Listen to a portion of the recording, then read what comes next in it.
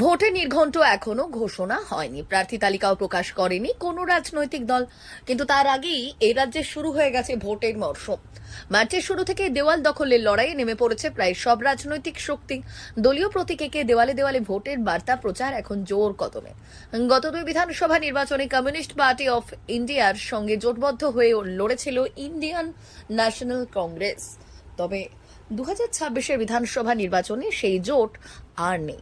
এবার এককভাবেই লড়াইয়ের পথে কংগ্রেস। ইতিমধ্যেই বুথ স্তর থেকে জেলা নেতৃত্ব পর্যন্ত স্পষ্ট বার্তা পৌঁছে গেছে, এবার একাই মাঠে নামতে হবে।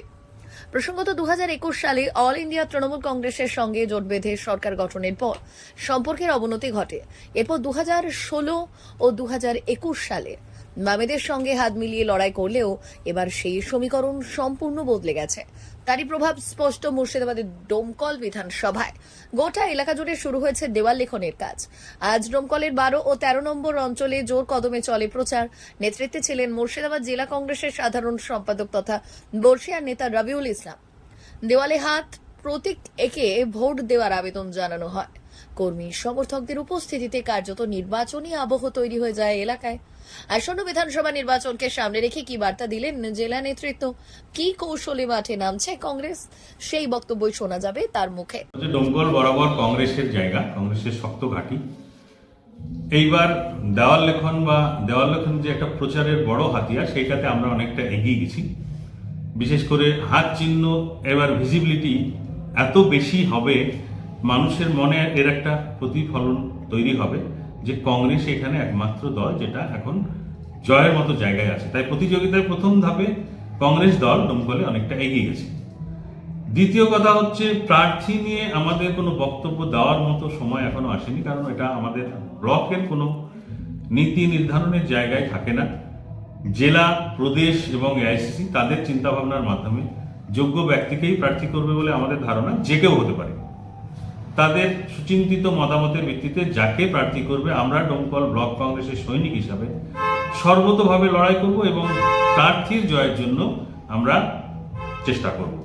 দেওয়াল লেখনে আমরা ব্লক নেতৃত্ব বা আমি নিজে থাকার উদ্দেশ্য একটাই, নিচুতলার কর্মীদের মনোবলকে বাড়ানো, তাদের উৎসাহ বাড়ানো, এবং আমরা হাত লাগাচ্ছি এই কারণে যাতে করে উৎসাহিত হয়ে আমাদের সমস্ত কর্মীরাই এই পদক্ষেপে উৎসাহিত হয় এবং নেমে পড়ে। রাজনৈতিক একটা যে প্রতিযোগিতামূলক লড়াই, সেই লড়াইয়ে প্রথম ধাপে আমরা যেন সব দলের থেকে এগিয়ে যেতে পারি, তার অবস্থান নেওয়ার জন্যই আমাদের এই প্রক্রিয়া। দেখুন, ভোটের নির্ঘণ্ট বেজে গেছে। আমরা অলরেডি মাঠে যুদ্ধে নেমে পড়েছি। আমরা বুথ স্তরে বিভিন্নভাবে সাংগঠনিকভাবে শক্তিশালী করার জন্য বিভিন্ন মিটিং, বুথকে একদম শক্তিশালী করার যত রকম ব্যাপার, মিটিং মিছিল করা দরকার আমরা শুরু করে দিয়েছি। অলরেডি বুথে বুথে আমরা দেওয়াল লিখন কয়েকটি অঞ্চলে প্রায় শেষের মুখে, কয়েকটি অঞ্চলে এখন শুরু হতে চলছে আস্তে আস্তে। এবং যে নির্দেশ আমাদের কথা চলে দিয়েছে যে আমরা কংগ্রেস প্রার্থী আমাদের সামনে আসছে। আমরা ডোমকল বিধানসভায় বহুদিন পর কংগ্রেস প্রার্থী পাচ্ছি।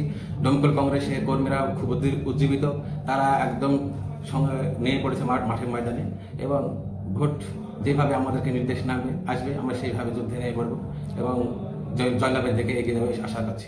মমতা বন্দ্যোপাধ্যায়ের যে সমস্ত উন্নয়ন, যেমন সব থেকে বড় বিষয় হচ্ছে যে ভোটের মুখে যুবসাথী প্রকল্প, এটাতে আপনাদের ভোট ব্যাংকে কোথাও কি থাবা দেবে বলে মনে হচ্ছে না? না, আমি মনে করি না। যুবসাথী দিচ্ছে, এটা তো একটা, আমি মনে করি যে যুবসাথী কতটা যে বেকার আছে সেটা একটা টোটাল একটা পরিসংখ্যান মমতা বন্দ্যোপাধ্যায় এর মাধ্যমে তুলে ধরেছেন। এবং যে যুবসাথী দিচ্ছে, আমরা মনে করি এই যুবসাথী 1,500 টাকাটা কিছুই না।